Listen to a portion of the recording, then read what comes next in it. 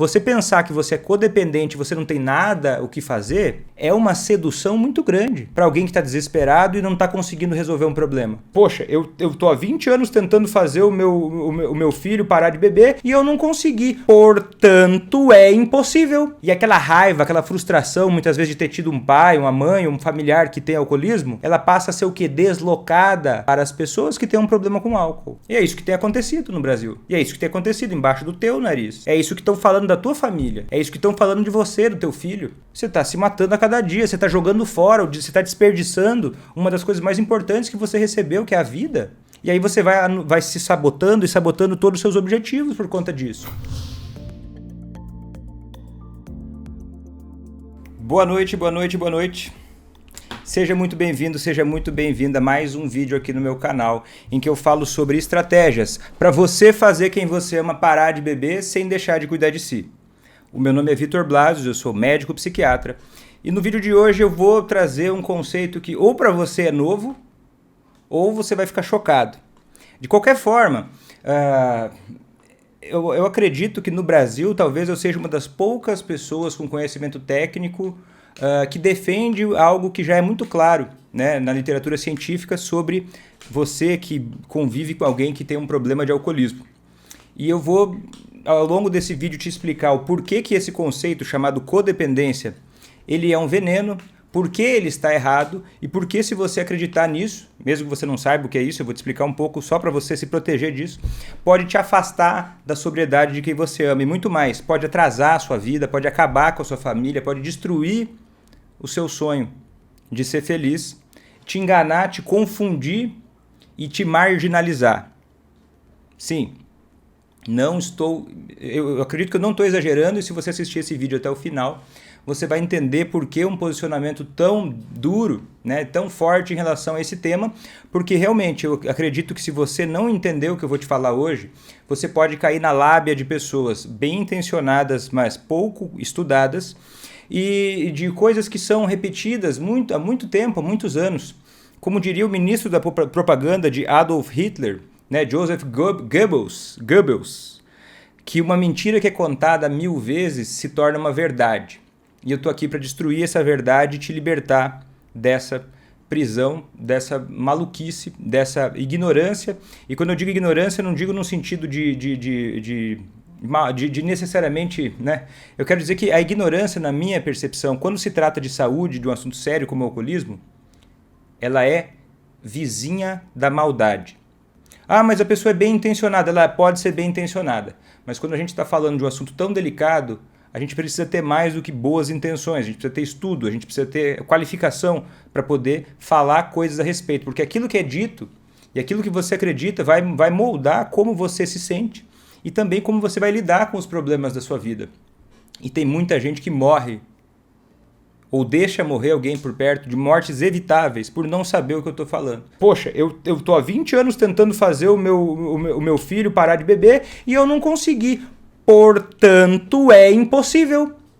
E aquela raiva, aquela frustração, muitas vezes de ter tido um pai, uma mãe, um familiar que tem alcoolismo, ela passa a ser o quê? Deslocada para as pessoas que têm um problema com álcool. E aí acontece o quê? Esse ódio estrutural que vai vindo em camadas de traumas ao longo de muitas gerações, vai virando o quê? Ele vai virando um ódio maquiado. Olha, estamos aqui para te ajudar. Olha, estamos aqui para te informar. Nós somos leigos, mas o nosso trabalho é voluntário. Então, portanto, é livre de riscos. E os profissionais olham para isso e pensam, poxa, é mesmo. Eu não teria paciência para fazer isso. Eu não teria tempo para falar para os familiares. Eu não teria estômago para ficar vendo eles e tentar entender um padrão que possa ajudá-los. Então eu vou fazer o quê? Eu vou ignorar isso. Eu vou ignorar, eu vou fazer vista grossa. E é isso que tem acontecido no Brasil. E é isso que tem acontecido embaixo do teu nariz. É isso que estão falando da tua família. É isso que estão falando de você, do teu filho. E eles têm discursos muito bem elaborados, porque o quê? Você pensar que você é codependente, você não tem nada o que fazer, é uma sedução muito grande para alguém que está desesperado e não está conseguindo resolver um problema. Olhar para sua cara e falar, oh, não, fique em paz, porque você é impotente. Nossa, é um alívio muito grande. Tira o peso das minhas costas. Porque se eu sou impotente perante o alcoolismo de quem eu amo, eu posso me sentir livre para ser um babaca. Eu posso me sentir livre para ser omisso.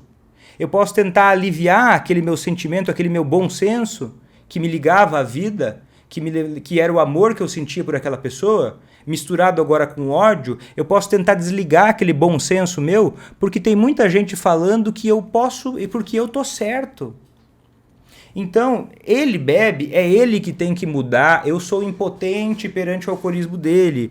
E isso é tão errado em tantos níveis, que olha só, porque quem fala, ó, se você cai nessa, por gentileza, se você cai nessa, a gente vai acabar com isso hoje. Aquela ideia de que, olha, se é ele que bebe, ele que tem que mudar, eu não tenho que mudar. Já pensou isso? Confessa pra mim no chat, vamos fazer esse chat aqui um confessionário, só nosso. Confessa pra mim, já pensou isso? Se ele bebe, sou eu que... Não, eu não quero mudar, eu não tenho que mudar. Se é ele que bebe, ele que tem que mudar. Ele bebe e eu tenho que mudar, eu não. Sabe o que vem esse raciocínio? Esse raciocínio vem da ideia de que os seres humanos, eles são igual um carro.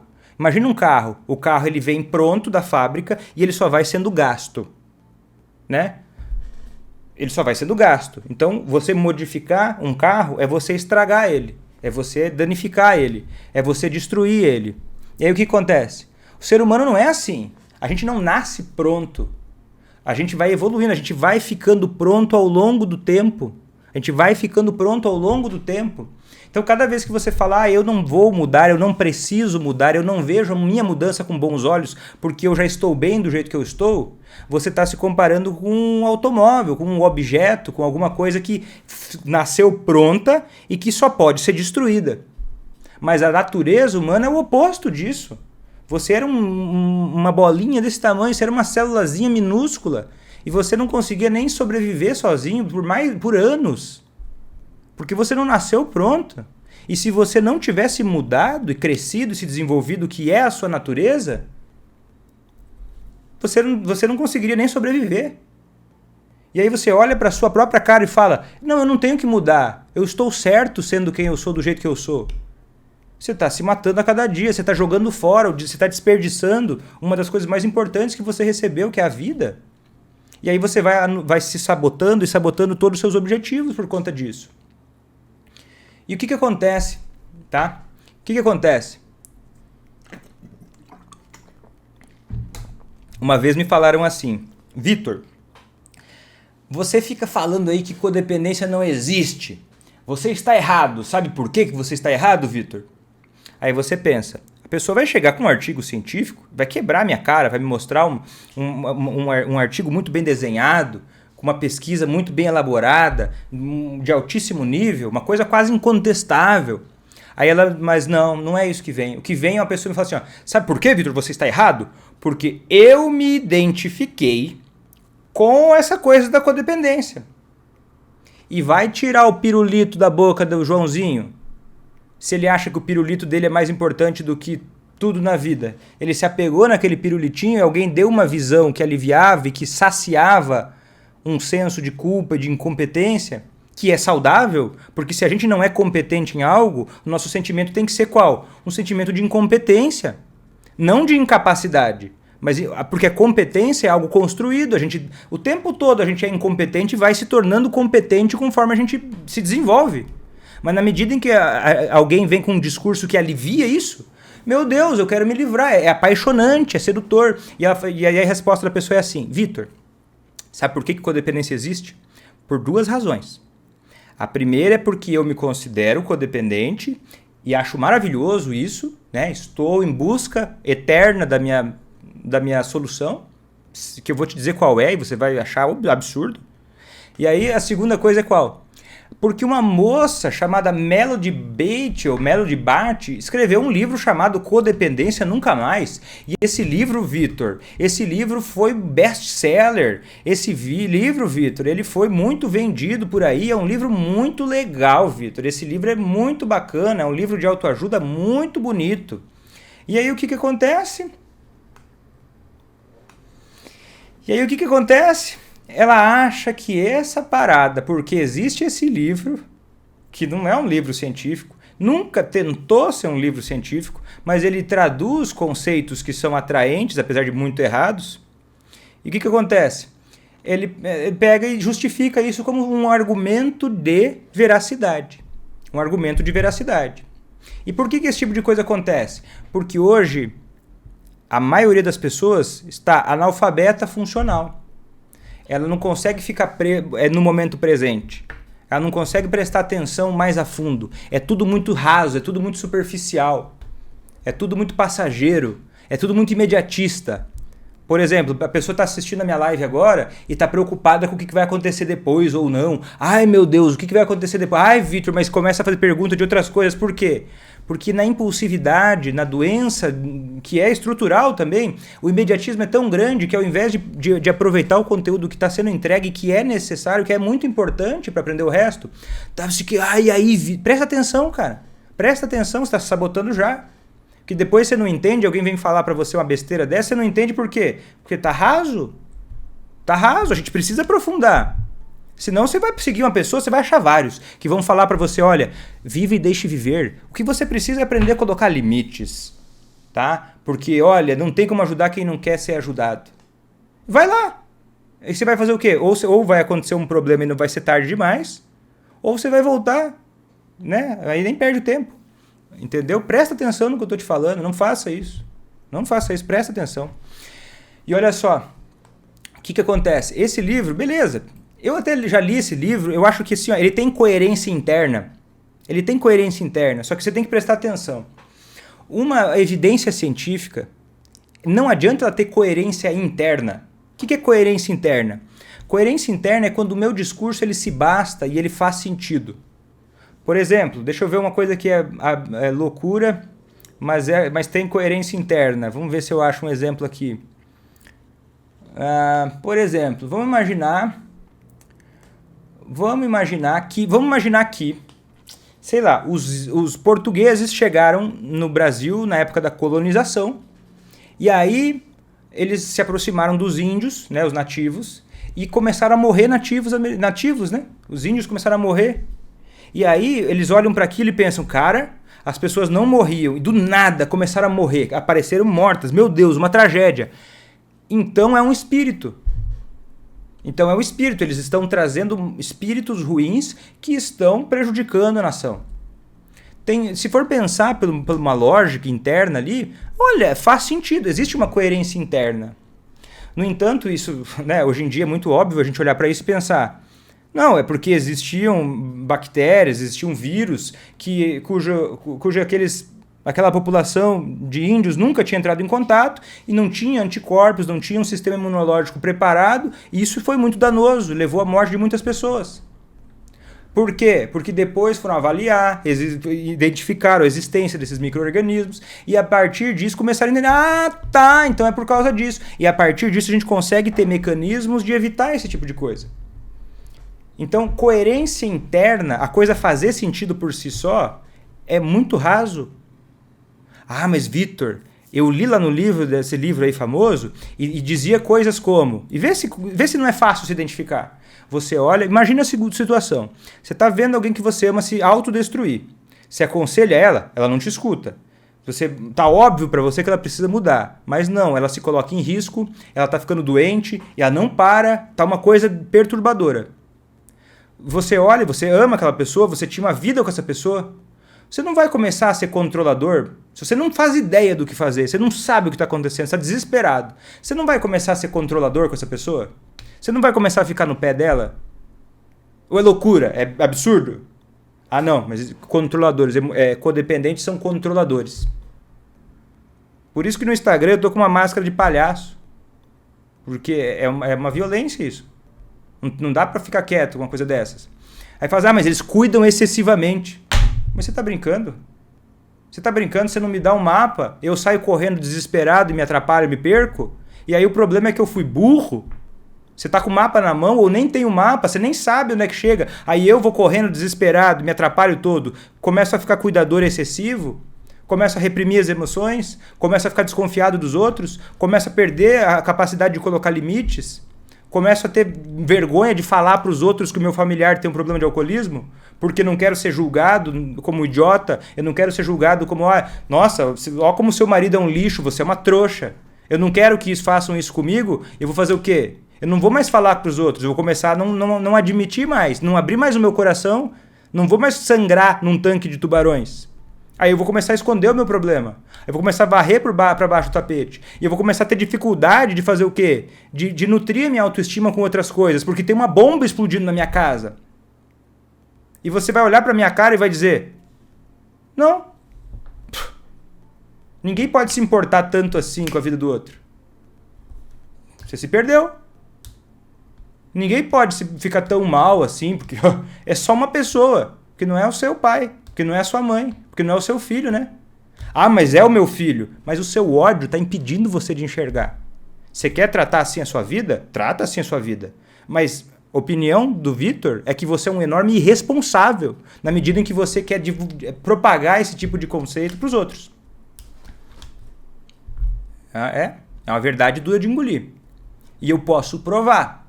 Eu posso argumentar. Mas a gente vai ter que argumentar profundamente. Não adianta você me falar que você viu 300 pessoas que fizeram tal coisa e não adiantou. Porque isso não existe. Isso é coerência interna. A gente precisa falar uma coisa de alto nível. Tá entendendo? Você precisa aumentar o nível. Porque se fosse uma besteira qualquer, que não traz prejuízo nenhum, beleza, a gente pode ficar filosofando, imaginando, opinando, né, viajando, beleza. Agora, quando é uma coisa que mata pra caramba, mata mais do que a AIDS, mata mais do que a tuberculose, e que está matando cada vez mais, eu acho que a gente não pode ficar quieto para isso. Eu acho que a gente não pode ficar olhando para isso e simplesmente ficar tomando porrada, sem fazer nada. Eu não acho. Que isso confunde a sua cabeça, te deixa insegura. Aí a sua autoestima vai começando a ficar fraca, por quê? Porque aí você parece que você, poxa, eu devo estar louco? Porque todas as pessoas que eu vou pedir ajuda olham para mim e dizem que eu estou errado, que eu não devia estar me preocupando tanto. Dizem que não tem como ajudar. Você já viu uma mãe? Eu já vi.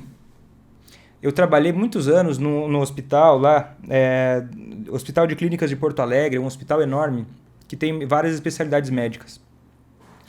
E uma das coisas mais tristes que eu já vivi na minha vida profissional foi quando eu fazia consultorias, né, como psiquiatra, especialmente como psiquiatria geral e também como psiquiatra especialista em dependências químicas, né, psiquiatria da adição.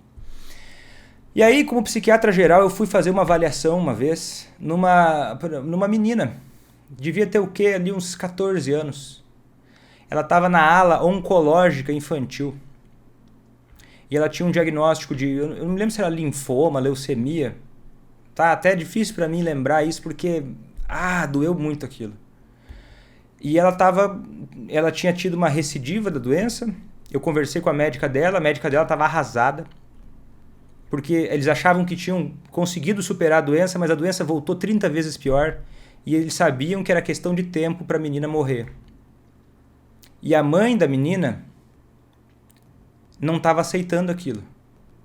Ela não estava aceitando a ideia de que ela era impotente perante o que estava acontecendo com a filha dela. E o que você vai falar para uma mãe dessas numa hora dessas? Que ela é impotente? E se essa mãe sair dali e quiser tentar qualquer coisa do mundo, rezar, fazer qualquer coisa do universo, você vai julgar essa mãe? Você vai julgar essa mãe? Ah não, Vitor, mas é muito diferente. Porque a menininha de 14 anos, que estava com um diagnóstico terminal, ela não tem culpa da doença dela. Ela não tem culpa. Leucemia, linfoma, são doenças possíveis. E uma pessoa que tem essa doença não é um lixo. Porque ela não tem culpa. Agora o alcoólatra, safado, sem vergonha, ele tem culpa. É uma doença que ele criou, ele adora ser alcoólatra, ele adora destruir a vida dele, ele adora. Ele se orgulha, é uma coisa bonita. Raso, raso, raso, raso. Se você pensa isso, é muito raso. Você não vai conseguir nada sendo raso aqui. Você vai ter que ser mais profundo. Porque quando eu faço uma comparação dessas, é claro que, dada a proporção, o alcoolismo não é uma doença que a pessoa escolhe. Você está de brincadeira? Você acha que alguém... Não existe isso. Tem gente que quer sofrer e fazer os outros sofrer. Raso, raso, raso, raso, raso. Raso, raso, raso, raso, raso. Dá vergonha. E eu tô falando pra você, de verdade, também já passou pela minha cabeça isso. Também já pensei esse tipo de coisa. Só que a gente tem que crescer. A gente tem que subir, a gente tem que aumentar o nível. Quando a gente fica adulto, a gente tem a obrigação de aumentar o nível se a gente quiser viver uma vida melhor. Se a gente quiser espalhar uma vida melhor para os outros também. Porque se você vive mal, você olha agora sabendo do que você está sabendo, se você não combater a codependência, esse tipo de pensamento, você também não... Porque existem coisas... Tem uma frase que eu acho muito legal do Martin Luther King, né, que foi um grande ativista dos direitos civis americanos. E ele diz o seguinte: o que me preocupa mais não é o grito dos maus, mas é o silêncio dos bons. Então eu acabei de ferrar com a tua vida.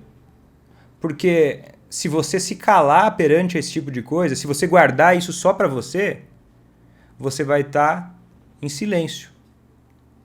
E o que mais preocupa, o que mais destrói uma sociedade não é os gritos dos maus, mas é o silêncio dos bons.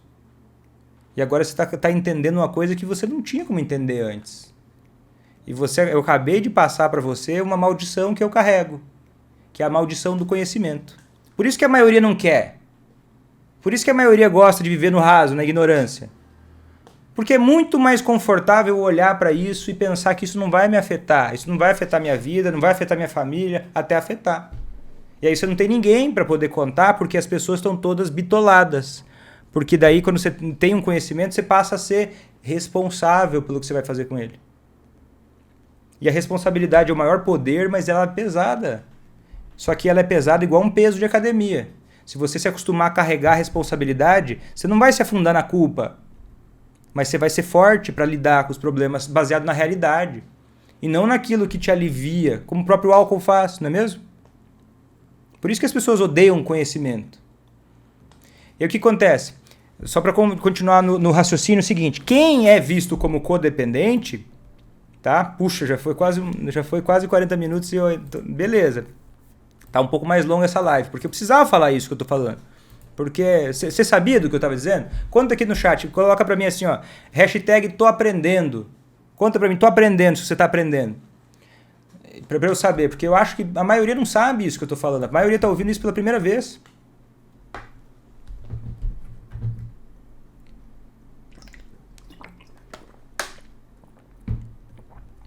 Ó, a Lucélia falando assim, eu já passei por isso e me chamam de guerreira.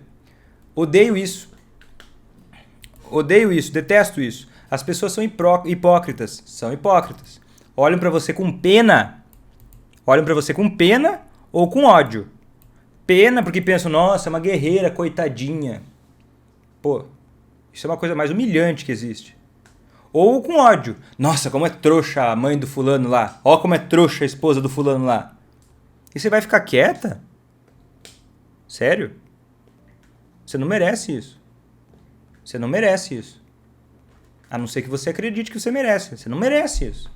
Não é mesmo que você acredite que você merece, você não merece isso. Você não pode acreditar na sua mente se você acha que merece isso.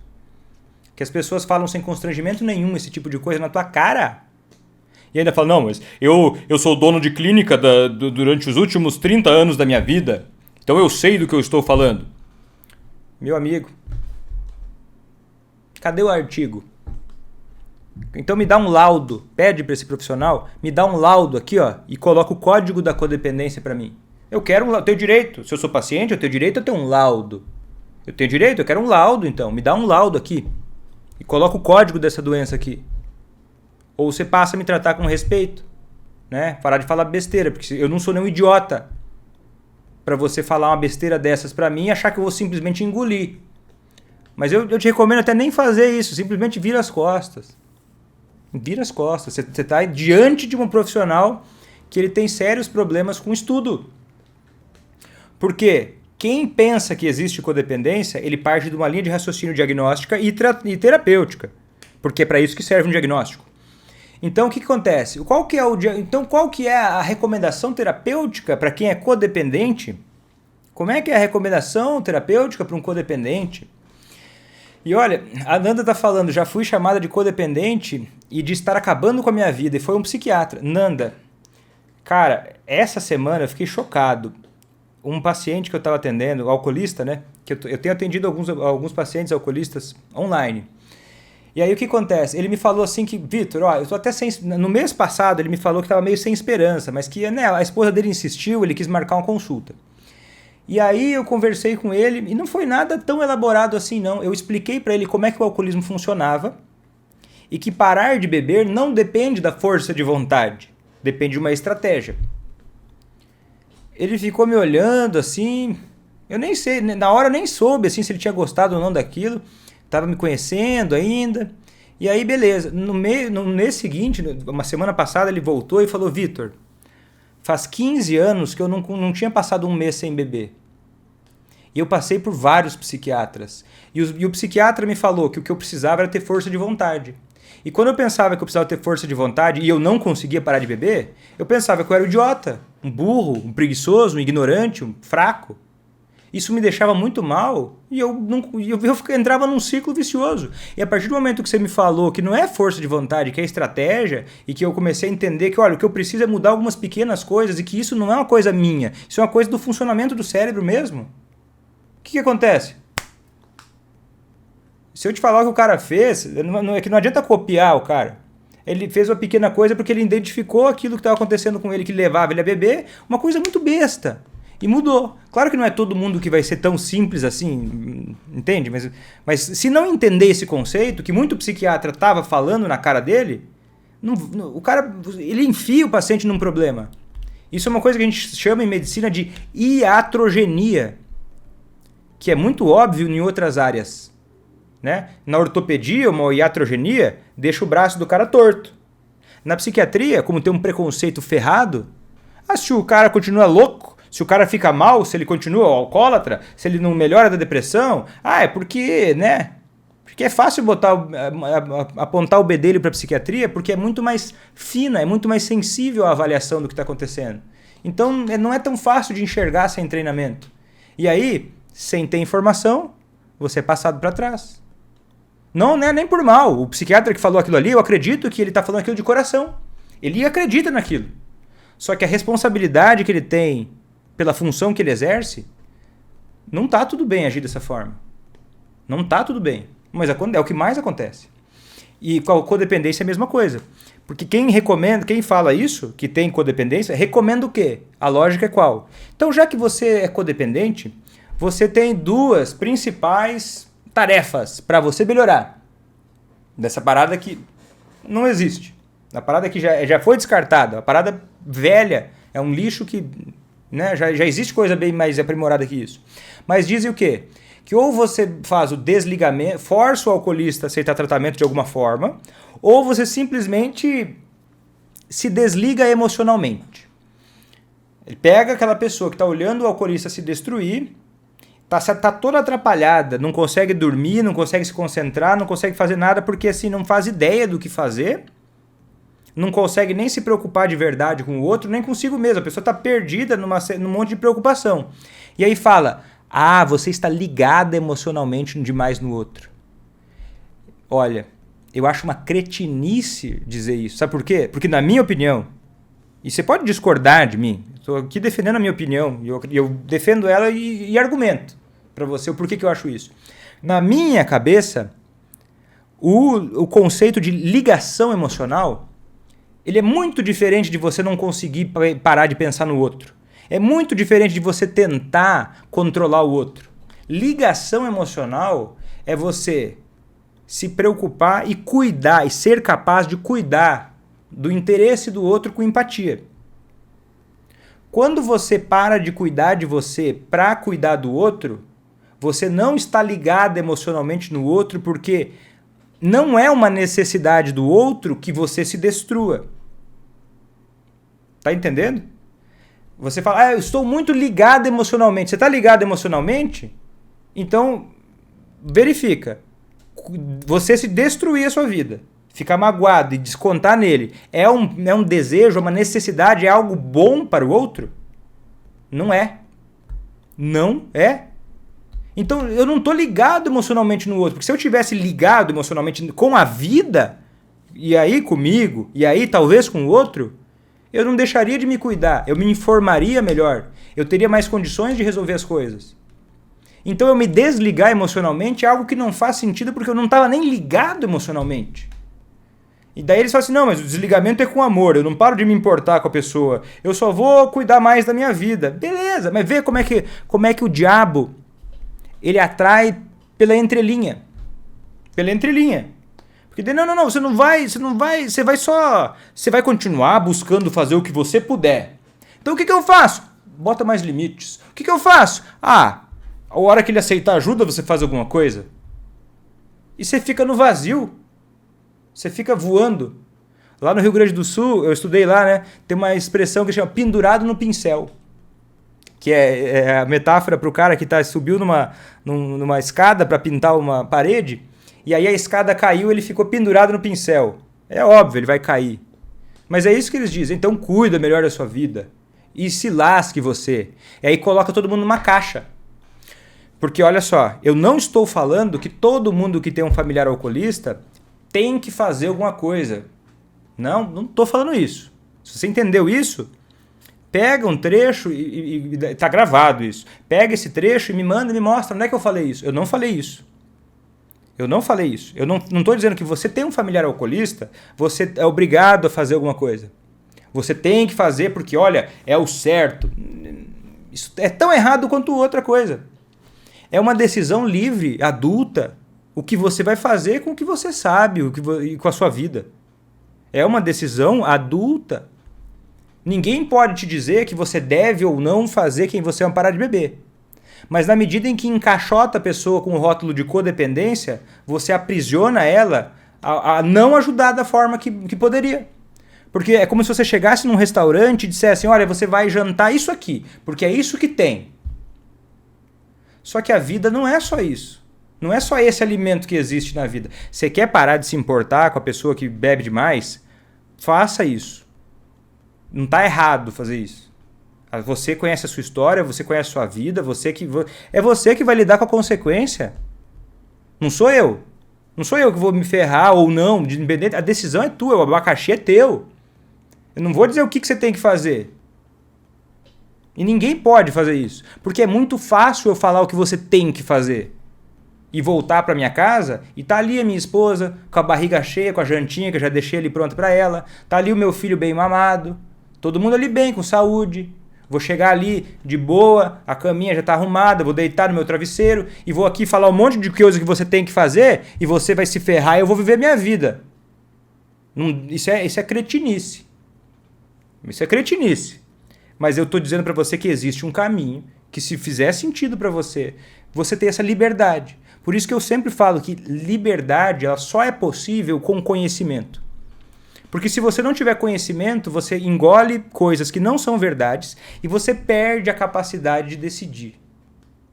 O que você quer fazer? E aí dizem, você tem que se desligar emocionalmente. Esse é o caminho. Porque senão, minha filha, aí você está desesperada. Você está desesperada. Você está buscando um conselho. Aí chega um palhaço num palco de autoridade, bonitão, de terno, falando bonito, mas com um discurso o quê? Raso. Mas você não tem conhecimento. Aí você olha e pensa, faz sentido, tem uma lógica interna. E aí você vai ver um psicólogo que estudou muito. E eu vou te dizer, pede para esse psicólogo mais uma vez o laudo. Pede para esse psicólogo mais uma vez o artigo. Pede para ele explicar a fundamentação. Porque o que mais tem por aí... E eu não vou dizer que eu sou perfeito, eu não sou a pessoa mais sã do mundo, você pode me julgar. Vitor, você tá aí gritando, esbravejando aí com todo mundo, falando essas paradas, você é meio doido. Mas fato é que psiquiatra e psicólogos são a maioria é muito doido. São doidos de jeito diferente, mas a maioria é meio doido. Né? Tem a sua saúde mental para ajudar os outros circunscritamente. Um psicólogo e um psiquiatra não podem ajudar os outros em tudo. Tem limitações. O bom psiquiatra e o bom psicólogo, ele sabe diferenciar. E ele sabe dizer, olha, essa situação não tem como te ajudar. Porque eu sei o meu ponto cego, eu sei onde o buraco aperta para mim. Porque, eu tive uma história com alcoolismo na família, eu fiquei com um trauma daquilo ali, não consegui superar, e aí eu não posso te atender, porque eu não vou te ajudar. A maioria não faz isso. A maioria faz justamente o contrário. leva aquilo e tenta resolver a situação colocando as pessoas em rótulos, dando recomendações, sem escolha. Se o profissional não te dá escolha e você não está em risco de morte imediato, que daí não tem que te dar escolha. Se você está em risco de morte e chega um médico e ele avalia e ele tem que intervir, ele tem que intervir. E você não tem escolha. Vai te levar para o hospital para, sei lá, te reanimar. Você está morrendo. Beleza. Aí sim, o profissional é obrigado a não te dar escolha. Agora, se não é o caso, ele é obrigado a te dar escolha. Ou ele é muito enviesado e ele não teria que estar fazendo isso, ou ele é muito incompetente e aí você está nas mãos erradas. Se tiver um profissional aqui que me diga se não é assim. E aí, ou se quiser até conversar, numa live, e aí a gente fala numa live, né? Porque eu tô dando a minha opinião e tô baseando ela em justificativas. E aí tem uma outra parada que existe pouco no Brasil. Eu vou falar rapidamente, viu? Existe pouco no Brasil, mas você talvez assista em seriados americanos, né? Que é uma estratégia chamada de intervenção. Por que eu estou falando nela se ela é pouco frequente no Brasil? Porque a lógica disso ela é intuitivamente da vontade de fazer.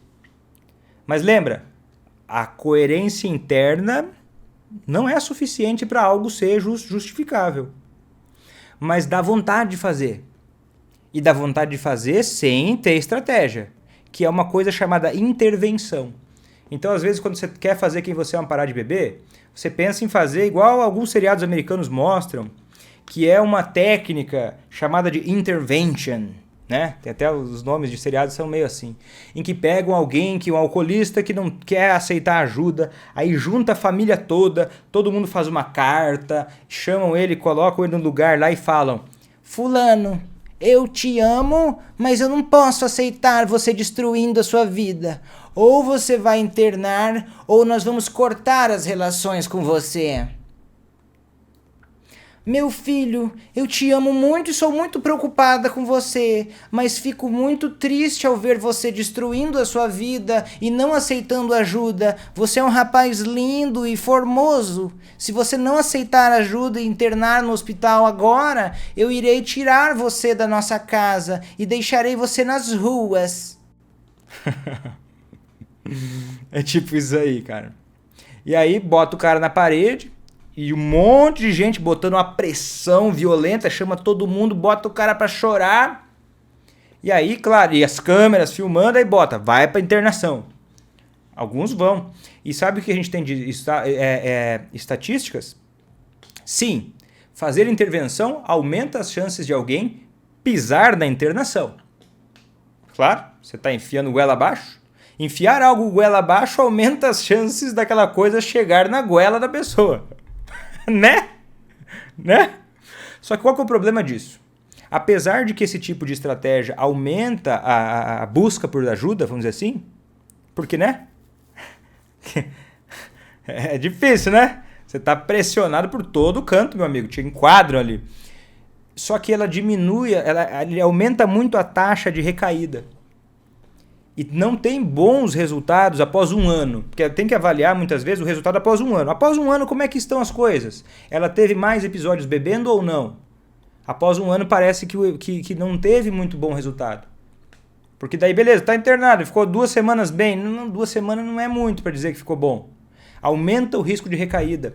Por quê? Porque é uma coisa que eu sempre falo aqui para você. A ideia de fazer quem você ama parar de beber, do jeito que eu ensino, que não é o que inventei, eu só compilo coisas da ciência, meus estudos e a minha experiência. Eu não inventei a roda. Estou trazendo para você, digerindo a informação que você poderia, só que você levaria muitos anos para chegar nisso. Estou digerindo para você. É um jeito de você, por mais que exija mais de você, que você tem que ficar aprendendo um monte de coisa, é fato, mas qualquer coisa da vida bem feita exige de qualquer um de nós, mas ele é feito, o que eu estou ensinando aqui, ele é feito para gerar uma sobriedade sólida. Para que no longo prazo o resultado seja mais sólido. E para que no longo prazo o resultado seja mais sólido, nós precisamos de vários elementos que são arregaçados, que são destruídos com esse tipo de lógica. Um exemplo rápido, bem para passar por cima, não vou me estender nisso. Mas, por exemplo, a teoria da autodeterminação, que é uma das coisas que a gente tem de alta validade científica, de estudos associando esses elementos a uma sobriedade a longo prazo. Que fala que o ser humano ele tem necessidades 3 básicas, fundamentais, que na medida em que elas forem cerceadas, impedidas ou desafiadas, a pessoa tende a piorar. De qualquer comportamento problema. Que são sensação de competência, sensação de liberdade e uma coisa chamada de ligação social. Então, na medida em que você entende que uma das teorias mais válidas para trazer previsão de sobriedade a longo prazo, um dos 3 elementos, não são 30, são 3, e um deles é ligação social. Como é que você vai levar a sério um movimento que prega o desligamento emocional? Tá entendendo? Você tá entendendo essa parada? O buraco é muito mais embaixo. Então tá pregando o oposto do pouco. Eu sei, a gente tem pouca ciência nisso. Precisa melhorar muito. Mas o pouco que a gente tem é jogado no lixo. É jogado no lixo. Para o quê? Para satisfazer interesses pessoais. Para satisfazer egos. Porque uma pessoa que defendeu isso a vida inteira, se deparar com esse tipo de informação hoje, eu entendo, deve ser uma droga. E é por isso que eu tomo cuidado de falar o seguinte, até para os meus alunos do curso ACA, falar, queridos, eu estou ensinando esse tipo de coisa para vocês porque isso é o que parece ser o melhor até hoje. Isso é o que parece que é que mais funciona hoje. No dia que eu achar uma coisa que funcione melhor que isso, eu não caso com o meio, não. Eu não me comprometo com o meio. Ah, tem que ir trabalhar de carro. Tem que ir trabalhar de moto. Eu não fico, tem que ser de moto. Não tô nem aí para isso. O método ACA é o negócio que o Vitor organizou e tem que ser daquele jeito porque é aquilo que funciona. Não, é o oposto. Aquilo funciona e, portanto, aquilo é legal. Na medida que eu começar a ver que tem coisas melhores que funcionam, aí eu vou dizer, não, eu acho que vamos ver outra coisa, é diferente. Daqui a pouco a gente descobre, sei lá, que tem outras formas mais rápidas, mais efetivas, com menos esforço, porque eu não sou apaixonado por o meio da coisa, que é diferente dos grupos que pregam isso. Porque a vida inteira eles pregaram que, nós temos recomendações dogmáticas. Algumas, e eu não vou ser injusto, tá?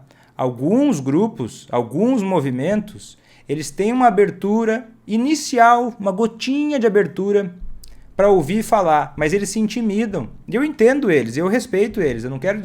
Porque eles ficam intimidados. Nunca vão chamar, por exemplo, se você for ver um desses reuniões deles, nunca vão chamar um psiquiatra como eu. Por quê? Porque isso incomoda. E não interessa que eu vou levar artigo científico, não interessa que eu não vou defender só a minha opinião, que eu vou defender o que está escrito. Não interessa que eu vou defender coisas que acontecem, que realmente mostram coisas diferentes. Mas por que esse tipo de coisa não interessa a esse povo? Porque incomoda o ego, e eu entendo. Incomoda o ego. Incomoda você pensar, e eu me incomodei com isso muitas vezes. Que cara eu ia olhar para pacientes que eu já fiz isso, e que eu já disse assim, você é codependente, tem que parar de se importar com seu marido. Lembro até o nome dela. Eu tentei trabalhar isso com ela um tempão. Eu me envergonho, mas eu sou humano, cara. E se eu me pegar mais no meu ego do que no resultado, eu me envergonho o dobro. Entendeu? Mas nem todo mundo é assim. E eu entendo. Antigamente as coisas eram muito a ponta de faca. Hoje em dia nós vivemos numa era que a gente tem mais evoluções científicas. E a ciência traz verdades transitórias. Hoje não tem uma coisa, a cura para o alcoolismo, a pessoa voltar a beber moderadamente. Não existe hoje. Mas não estou dizendo que não existe nunca vai existir. E eu torço para que exista. Só que até agora não é o caso. Tá entendendo? Se você não saca essas paradas, vai chegar alguém com um discurso muito mais fácil, muito mais rápido, e vai falar para você, bota essas gotinhas naturais aqui, faz uma vez. Eu tenho que falar porque eu acho que às vezes você pode ouvir isso e você se iludir.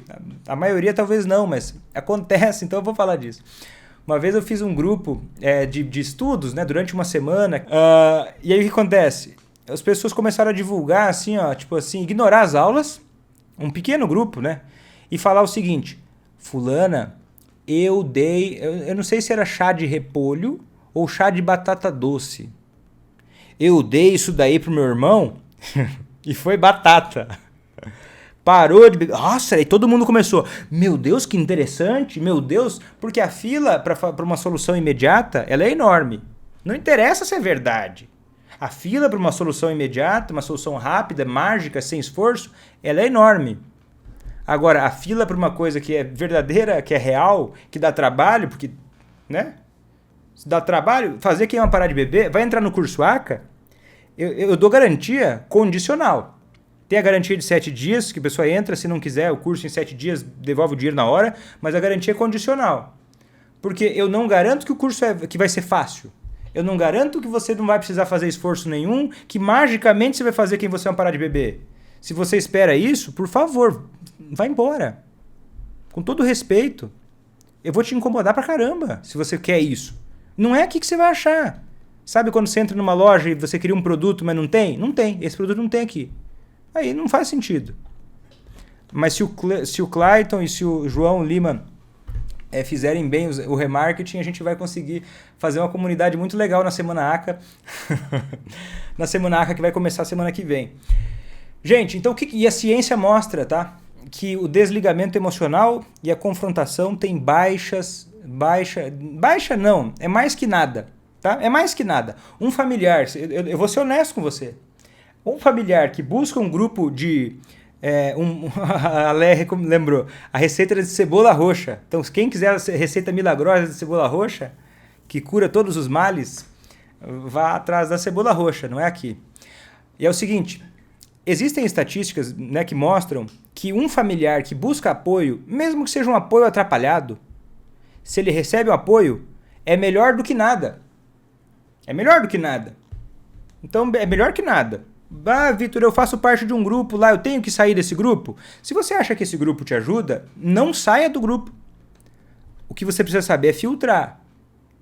Saiba filtrar. Tá de bom tamanho. Você tem amigos lá? Mantenha os amigos. Eles não querem pensar diferente? Você pode se posicionar. É importante se posicionar, mas continua respeitando eles, né? Porque a gente não precisa agredir ninguém, né? Mas a gente precisa se posicionar. É melhor que nada. Aumenta a chance de levar quem ama a parar de beber? Aí muito pouco. Tende a melhorar a qualidade de vida do familiar às vezes, né? Porque eu já te disse, alivia, né? Pensar que você não pode fazer nada. E essa coisa da confrontação também. Parece que a estatística é de 30% da intervention, né, da confrontação, que é diferente do desligamento emocional. Desligamento emocional quase não aumenta a busca de ajuda pelo alcoolista que não queria ajuda. Melhora a qualidade de vida do familiar. Agora, a confrontação, a intervention, né, você forçar a pessoa a se internar daquela forma que tem nos seriados americanos, tem uma média mais ou menos de 30% de pessoas que vão aceitar a internação. Vão aceitar uma ajuda, né? Agora, tem estudos que mostram que quando o familiar é treinado, baseado em ciência. Que ciência é essa, Vitor? Não é segredo, querido. Não é segredo meu, não. Eu tenho um método de organizar isso. Mas se você quiser fazer isso sozinha, comece a estudar a teoria comportamental. Comece a estudar técnicas de comunicação, que a gente tem várias. Por exemplo, a terapia comportamental dialética, ela contribui para isso. Aí você vai ter que achar. O método ACA é uma compilação que eu achei de várias coisas, incluindo a minha experiência. Inclusive tem técnicas lá que eu não inventei a roda, mas eu criei um acrônimo, por exemplo. O curso ACA ele não é a roda. Ah, o Vitor inventou a roda. Não, o curso ACA é um modelo de carro. Vamos dizer assim, ó. Ah, o Vitor inventou um carro? Não, não inventou o carro já existia. O Vitor fez um carro específico daquele jeito e que traz esse tipo de resultado para uma pessoa leiga. Agora, se você for estudar e aprender sobre isso e você conseguir aplicar muito bem feito, uma das formas de fazer isso nos Estados Unidos é o Community Reinforcement and Family Training, que é o CRAFT. A gente tem estatísticas que mostram em torno de, após 4 semanas, entre 64% e 74% de alcoolistas que não queriam ajuda nenhuma, buscando ajuda e parando de beber. E aí? Isso aí na Globo não mostra, né? E qual que é a chave? A chave é a colaboração ao invés do desligamento. É você entender estratégias comportamentais, recompensar também atitudes positivas, né? Você ter um envolvimento empático. E não tem como ter empatia com alguém. Não se sinta mal se você já pensou diferente, se você já maltratou a pessoa que você ama porque você não entendia o que era o alcoolismo. Não tem como ter empatia sem ter conhecimento. Não dá. Se a gente olha uma coisa, a gente está no raso, a gente não entende tudo. A gente vai ser injusto. Se você não entendia o que era alcoolismo e você foi injusta, não tinha como você ser diferente. Você só vai conseguir ser diferente na medida em que você entende. E para ajudar alguém, a gente precisa, para fazer parar de beber, a gente precisa ter um envolvimento empático. Isso não é, agora eu vou aceitar tudo do outro. Não é isso não. Mas tem que ter empatia também. Tem que ter respeito. Eu acho que quando eu olho para sua cara e falo que não tem que ter dó de você, que eu acho que eu te respeito demais para só falar coisa boa e só passar a mão na sua cabeça, na minha opinião, isso é empatia.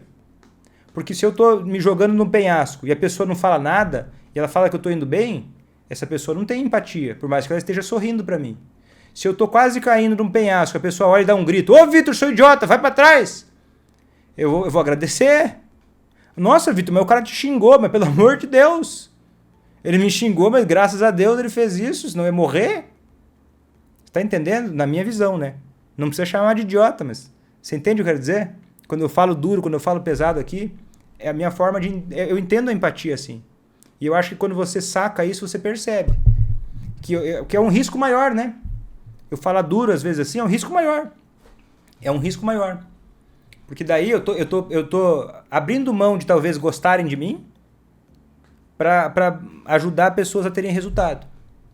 Eu tô abrindo mão de talvez não entrar em assuntos polêmicos e evitar críticas que eu recebo diariamente, né? Evitar todo tipo de injustiça, de xingamento, que eu recebo também diariamente, mas eu também recebo diariamente depoimentos positivos. Eu acho que isso é uma forma de demonstrar empatia também. Né? A gente não faz só o que é fácil, quando a gente ama e quando a gente tem empatia. A gente não faz só o que é fácil. Né? Eu estou muito ligado emocionalmente, mas você evita o seu desconforto a todo custo. Né? Então se pergunta, quando você for buscar ajuda com alguém, se essa pessoa está usando informações de qualidade, informações científicas. Tá? Essa é uma coisa que você tem que fazer, um passo prático já. Quando você for receber, você convive com o alcoolista, quer buscar ajuda com alguém, você se informa, não é ofensa. Um profissional que ele tem procedência, ele vai inclusive achar muito bom. É tipo quando eu tinha 18 anos, 19 anos, eu tirei minha carteira de motorista. Né? Nossa, que legal, eu posso dirigir. Mas eu fiquei triste porque ninguém nunca, demorou muito tempo para alguém me abordar numa blitz e pedir minha carteira de motorista. Eu estava ansioso para mostrar minha carteira de motorista. Você passou por isso também? Um bom profissional, ele não vai ficar constrangido se você pedir para ele a carteira de motorista. Se você pedir, quando ele falar uma coisa, você fala, olha, de onde você tirou isso, por favor? Por gentileza, a gente está na era da medicina colaborativa. O médico, o psicólogo, ele não é mais o detentor da verdade, você é um mero espectador passivo. Se ele fala uma coisa, você pode perguntar. E o bom profissional, ele vai achar o máximo poder te falar. Mas essa informação aí, eu não estou convencido. Por favor, você pode me explicar melhor? Da onde você tirou isso? Me ajuda a entender. Tem algum artigo que você tirou isso? Como é que é esse pensamento? Ele pode te falar, não, olha, não tem artigo. Inclusive, quando eu comecei a ensinar o método ACA, se você for ver na história, eu falei pro pai daquele paciente, falei, eu vou te ensinar uma parada que não existe. Eu vou te ensinar uma parada que eu estou tirando da minha cabeça. Eu vou te ensinar uma parada que eu não sei se vai dar certo. Mas eu não tenho mais nada para te oferecer. Você pode falar assim, não quero, Vitor. Ou vamos tentar. E aí eu comecei a ensinar ele como lidar com o filho e o filho dele parou de beber. Eu falei para ele, esse método, desse jeitinho que eu estou te ensinando, eu nunca parei para fazer uma pesquisa, eu nunca ensinei outras pessoas, eu comecei assim. E se você for perguntar, Vitor, e o ACA? O ACA tem evidência científica? O ACA não tem. Sabe por que não tem? Porque eu precisaria parar, eu precisaria buscar uma metodologia científica e eu precisaria aplicar baseado exatamente no ACA. Só que aquilo que fundamenta o ACA tem evidência científica. Aquilo que está por trás das coisas que eu ensino no método ACA, aquilo tem evidência científica. Aquilo tem um fundamento, aquilo tem um substrato. Aquilo tem uma extrema... Está baseado em extremos conceitos consagrados. Né? E quando não tem, eu aviso ainda. Falo, isso aqui é meio nosso. Tem até uma aula que eu falo, esse negócio aqui, essa dica aqui é um macete que eu vou dar para vocês. Porque eu vejo que ajuda. Mas é uma extrapolação do pensamento científico. É extrapolação. Então pergunta para o profissional que está te atendendo se é ou não é. Se é baseado em ciência ou não. E que tipo de metodologia eles trabalham. Né? E aí você decide se é isso que você quer ou não. Eu não posso decidir por você. E nem quero. Por favor. Não me coloca no meio dessa. Faz o que você quiser. Eu estou aqui para te mostrar o caminho. O que eu acredito. Não é o melhor? Se você não quiser... É o melhor que eu conheço. É o melhor que eu conheço. Se você não quiser, fica à vontade. Tá bom?